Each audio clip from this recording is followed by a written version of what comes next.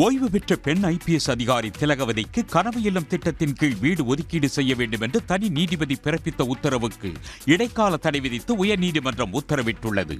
விருது பெற்ற எழுத்தாளர்களுக்கு கனவு இல்லம் திட்டத்தின் கீழ் ஓய்வு பெற்ற பெண் IPS அதிகாரி திலகவதி, எழுத்தாளர் மறைமலை இலக்குவனார் ஆகியோருக்கு வீடுகள் ஒதுக்கீடு செய்யப்பட்டிருந்தன. இந்நிலையில் தமிழ்நாடு வீட்டு வசதி வாரியத்தில் ஏற்கனவே வீடு ஒதுக்கீடு பெற்றவர்களுக்கு கனவு இல்லம் திட்டத்தின் கீழ் வீடு ஒதுக்கீடு பெற தகுதியில்லை என கூறி இவர்களுக்கான வீடு ஒதுக்கீட்டை ரத்து செய்து அரசு உத்தரவிட்டிருந்தது.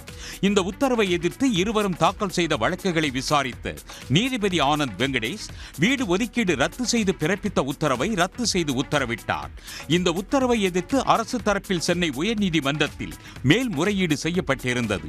இந்த வழக்கை விசாரித்த நீதிபதிகள் தனி நீதிபதியின் உத்தரவுக்கு 4 வாரங்களுக்கு இடைக்கால தடை விதித்து உத்தரவிட்டதுடன் அரசின் மேல்முறையீட்டுக்கு பதிலளிக்கும்படி திலகவதி மற்றும் மறைமலை இலக்குவனார் தரப்புக்கு உத்தரவிட்டு விசாரணையை ஒத்திவைக்கப்பட்டது.